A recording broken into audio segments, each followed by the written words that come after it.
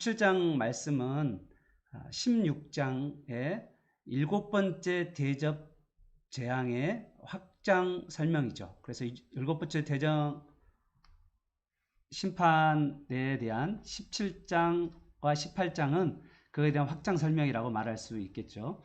17장 1절에 보면 우리가 세상을 살아가면서 세상에 타락한 사람들, 악한 자들이 승승장구하고 잘 살아갈 때 정말 우리가 개탄할 수밖에 없고 또 믿는 자들이 마음이 상할 수밖에 없는데 하나님께서 반드시 심판하실 것을 17장부터 말씀하고 있습니다.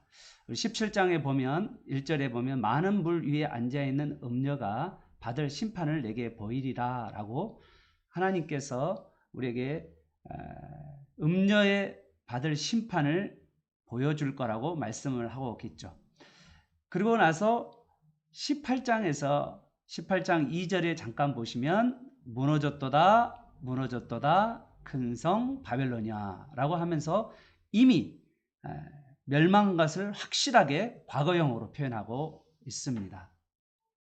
그러면 오늘 큰 음녀와 큰 성 바벨론은 무엇을 말할까요? 17장 18절 마지막 절을 보면 그 여자는 땅의 짐승들을 다스리는 큰 성이라 라고 말씀하고 있습니다. 그러니까 그 여자는 큰 음녀를 이야기하고요. 큰 성은 바벨론을 이야기하니까 큰 음녀와 큰 성 바벨론은 같다라고 말할 수가 있죠. 그러면 큰 음녀와 큰 성 바벨론은 어떻게 같냐 하면 바벨론이란 나라는 구약에 이스라엘 백성들을 멸망시킨 나라인데요. 그 바벨론 나라는 그 주위에 왕궁 주위에 물들이 많이 있었어요. 많은 물 위에 있는 거죠. 화면에 보는 것처럼 그렇게 바벨론이 그런 식으로 되어 있습니다. 그런데요, 지금 그 바벨론은 멸망했고요. 요한계시록은 1세기 당시 로마 제국 시대에 있었던 이야기니까 그러면 물 위에 있는 나라는 어떤 나라일까라고 보면 그 당시 지중해를 중심으로 해서 가장 큰 나라는 로마 제국이었죠. 그래서 물 위에 있는 나라는 바로 로마 제국을 이야기하는 겁니다. 그러면 음녀 바벨론은 바로 로마 제국을 상징한다라고 말할 수가 있겠죠. 그러면 오늘날 이 로마 제국과 같이 강력한 힘을 가지고 사람들을 취하게 만들고 음행에 빠지게 만들고 또 사람들을 핍박하고 믿지 않은 자들을 핍박하는 믿는 자들을 핍박하는 그러한 존재가 뭘까라고 생각해 보면 저는 교회를 대적하는 사탄의 도구 그게 오늘날 어디일까? 여러 모습으로 나타날 수가 있는데요. 저는 넓게 보면 세속 도시라고 이야기합니다. 타락한 도시, 타락한 문화, 세상이라고 말할 수 있겠죠. 이 세상이 바로 지금은 교회를 대적하는 사탄의 도구로 지금 쓰임 받고 있다라고 보고 있습니다. 17장 3절을 잠깐 보시면요. 17장 3절에 화면에 보시면 붉은 짐승이 나오죠. 붉은빛 짐승. 그 붉은빛 짐승은 뭐를 말하냐면 1세기 당시 로마 제국의 황제를 이야기합니다. 그리고 그 위에 붉은빛 짐승을 타고 있는 음녀가 있죠. 그 음녀는 바로 바벨론, 로마 제국이죠. 그래서 로마 제국과 로마 황제는 뗄래야 뗄 수 없는 관계를 가지고 있어서 그들이 믿는 자들을 영적 간음, 우상 숭배와 또한 한쪽으로는 핍박 이 두 가지를 통하여서 우리 믿는 자들을 대적하게 되는데요. 그것에 대해서 첫 번째 17장에서는 음녀가 심판을 받는 그런 이야기가 나오고요. 그것이 구체적으로 18장에 어떻게 그 음녀가 심판을 받는가 그리고 그 음녀를 따라서 또 로마 제국을 따라서 황제를 따라서 치부했던 자들이 이제는 로마 제국이 멸망하고 세상 나라가 멸망함으로 말미암아서 거기에 치부를 했던 많은 사람들, 부를 누렸던 타락한 문화 가운데 취해서 그리고 거기서 부를 누렸던 자들이 이제는 멸망함으로 말미암아서 애통하고 슬퍼하는 그런 장면이 바로 드디어 18장에 나오게 됩니다. 오늘 이 이야기는 사실은 창세기에도 똑같이 반복해서 기록되어 있습니다. 창세기 3장에 보면 뱀의 후손이 나오죠.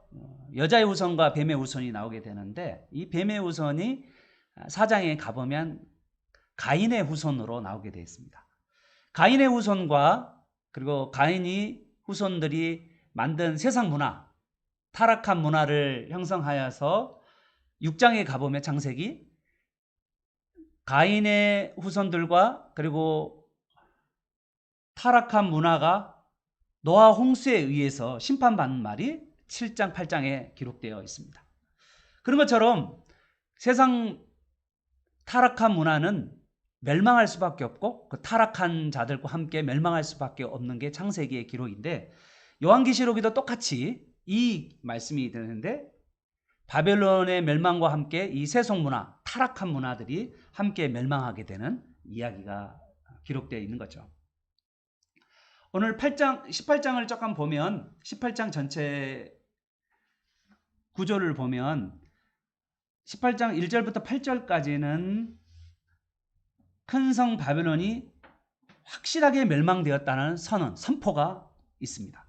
그리고 9절부터 20절까지는 큰 성 바벨론이 멸망한 것에 대한 반응이 나오게 되는데 한쪽은 그 큰 성 바벨론에 아부하며 거기에 붙어 살았던 사람들은 멸망함으로 말미암아서 부를 누리지 못함으로 말미암아서 애통해야 할 것이고 또한 큰 성 바벨론과 짐승에 의해서 대적받고 핍박받고 고통당한 사람들은 드디어 그들이 죽음으로 말미암아서 즐거워하는 그런 이야기가 나오죠. 그리고 21절에서 24절까지는 큰 성 바벨론이 어떻게 해서 멸망하게 되었는가라는 것으로 기록되어 있습니다. 그러면 먼저 1절부터 8절까지는 큰 성 바벨론이 멸망하게 된 원인이 무엇인가라고 그 멸망의 원인에 대해서 기록되어 있는데요. 크게 세 가지 정도로 저는 볼 수가 있었어요. 첫 번째는 5절에 보시면 하나님께서 그의 죄악, 그의 불의한 일을 기억하셨다.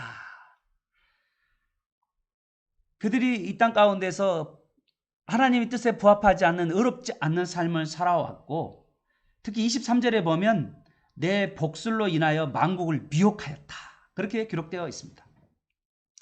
불의하고 또 만국을 복술로 미혹하는 그러한 삶을 살아왔던 세상 나라는 멸망하게 될 것을 말씀하고 있는 거죠.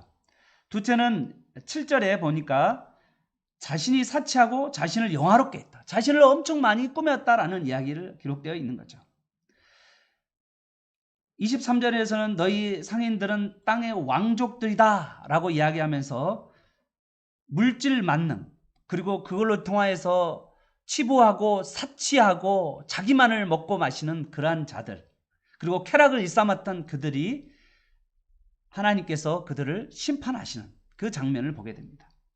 그리고 마지막으로 세 번째로 멸망하게 되는 원인은 17장 6절에도 기록되어 있고 그리고 18장 24절에도 기록되어 있지 교회를 핍박 특히 24절 같은 경우는 선지자들과 성도들과 및 땅에 죽임을 당하는 모든 자들의 피라고 말씀하면서 교회를 핍박하는 그들은 하나님께서 그들을 멸망시키게 하실 것이다 라고 선포하고 있는 것입니다.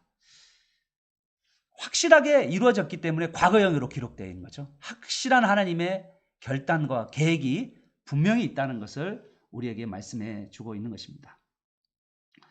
9절부터 20절까지는 이 큰 성 바벨론이 멸망하게 되니까 세 부류의 사람들이 크게 울고 있는데요.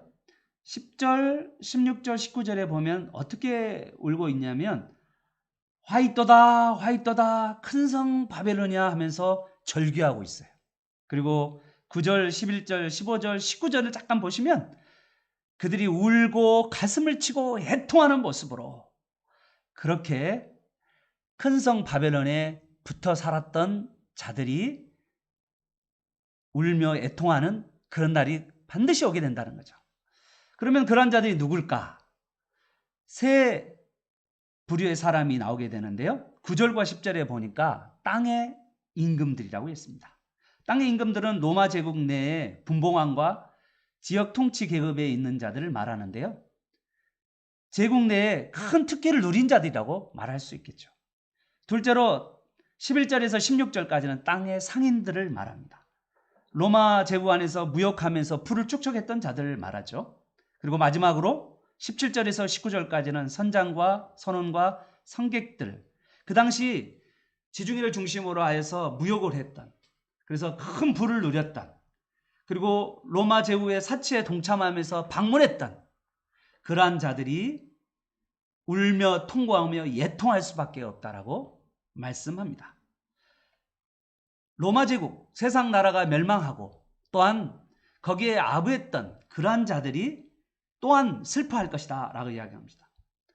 오늘날 이야기하면 세상을 사랑하는 불신자들, 그들은 마침내 예통하고 슬퍼하며 가슴을 치며 울 수밖에 없는 그때가 반드시 올 거라는 것이죠.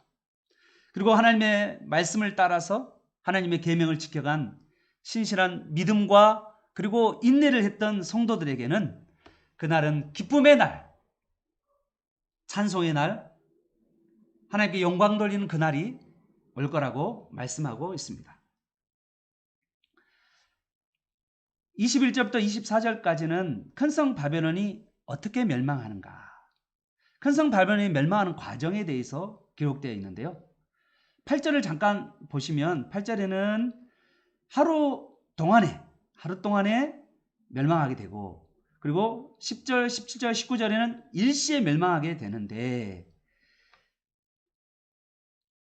큰 성 바벨론이 결코 점차적으로 무너지는 것이 아니라 한순간에 무너지는 날이 오게 된다는 거죠. 21절을 보면 한 힘센 천사가 큰 맷돌 같은 돌을 들어 바다에 던져 가로되 큰 성 바벨론이 이와 같이 몹시 떨어져 결코 다시 보지 아니하리라 라고 말씀하고 있습니다. 한순간에 무너져서 이제는 다시는 볼 수 없는 큰 성 바벨론이 될 거라고 이야기하는 거죠. 다시 한번 강조하는데 22절부터 23절까지는요. 이 큰 성 바벨론을 다시는, 그리고 거기에 같이 살았던, 그쪽에 아부했던 큰 성 바벨론을 기대어 살았던, 세상을 향하여 마음을 가졌던 자들이 그들도 다시 없게 된다는 5번이나 강조를 하고 있습니다. 정말 비참하게 큰 성 바벨론에 아부했던 자들이 그렇게 슬픔을 당하고 또한 그들도 사라져버리는, 심판을 받게 되는 그런 일들이 벌어지게 된다는 거죠. 사랑하는 교우 여러분, 이 시대는 마지막 시대라고 말합니다. 이 종말의 시대 가운데 우리는 믿음으로 어떻게 살아야 할까요? 오늘 저는 4절을 여러분에게 주고 싶습니다. 4절에 이런 말씀이 있습니다. 내 백성아 거기서 나와라. 내 백성아 거기서 나와라. 하나님의 백성에게 다시 한번 외치는 소리가 들립니다. 사랑하는 교우 여러분, 이 세상 악의 구족 속에 불을 탐하고 이 세상 문화 가운데 편승하며 살아가는 그 삶에서 나오시는 여러분 되시기를 바랍니다. 내 백성아 거기서 나오라. 세상에서 나오라는 이야기죠. 우리가 세상에 나오면 어디 갑니까? 지구를 떠나야 하나요? 그 말은 아니겠죠. 지구를 떠나는 말은 아니고 세상을 나온다는 말은 한자로 출세하라 합니다. 여러분 출세하시기를 바랍니다. 세상에서 나오시기를 바라요.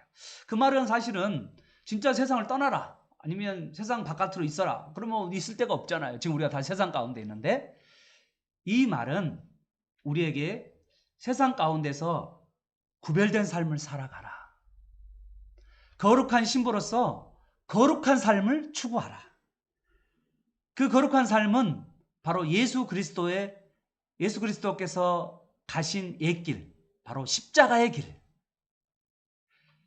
예수 그리스도를 통하여서 십자가의 능력을 경험하면서 살아가라.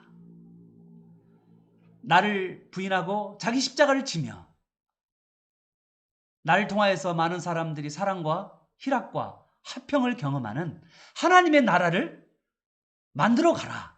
그렇게 우리에게 말씀하고 있는 것입니다. 사랑하는 교우 여러분, 타락한 문화를 여러분 분별하시기를 바랍니다. 이 시대의 타락한 문화에 취해 있지 마시기를 바랍니다. 타락한 문화를 봤을 때 여러분 거기에 취해서 거기에 빠져들고 쾌락 가운데 정신을 잃어버리는 자가 되지 아니하고, 타락한 문화를 보며 여러분 마음 속에서부터 역겨움이 느껴지는, 그래서 그 타락한 문화를 미워하는 여러분이 되시기를 바랍니다. 그리고 아름다운 나라, 영원한 나라, 하나님 나라에 거기에 여러분의 삶을 드리며 살아가는 저와 여러분 되시기를 예수 그리스도의 이름으로 축원합니다. 아멘. 하나님 아버지, 세상에 타락하고 악하고 잔인하고 무자비하고 더러운 그런 세상 문화를 만들어가며 부를 누리는 많은 자들이 있습니다. 심지어는 하나님의 나라 교회를 핍박하며 대적하고 그리고 성도들을 유혹하는 그런 악한 세력들이 지금도 여전히 우리 가운데 있습니다. 오늘 이 그 악한 자들 때문에 마음을 상하고 이 악한 자들 때문에 유혹당하여서 넘어져가는 우리 교우님들이 혹시 있다면 오늘 이 시간 예수님께서 그 악한 곳에서 나오라고 하시는 그 음성을 듣고 회개하고 거룩하고 그리고 구별되고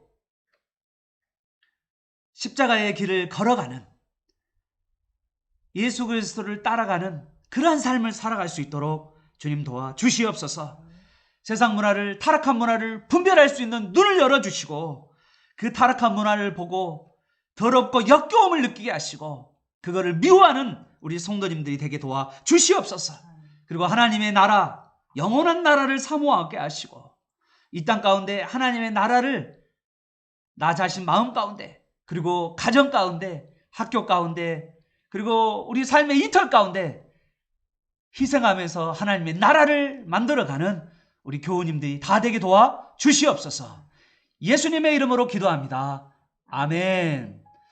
오늘 우리가 다시 한번 계속해서 기도하기를 바라는 것은요, 나라와 민족을 위해서, 또 배우자와 자녀와 부모와 형제들을 위해서, 또 믿지 않는 주위 사람들을 위해서, 또 개인의 기도점을 가지고 성령 안에서 충만히 기도하시다가 또 응답 받으시고 하나님의 능력을 경험하는 복된 하루가 되시기를 축복합니다. 우리 다 같이 기도하겠습니다. 하나님 아버지, 오늘 이 시간 하나님께서 우리에게 크신 은혜를 베풀어 주셔서 말씀 가운데로 살아가게 하시니 감사합니다.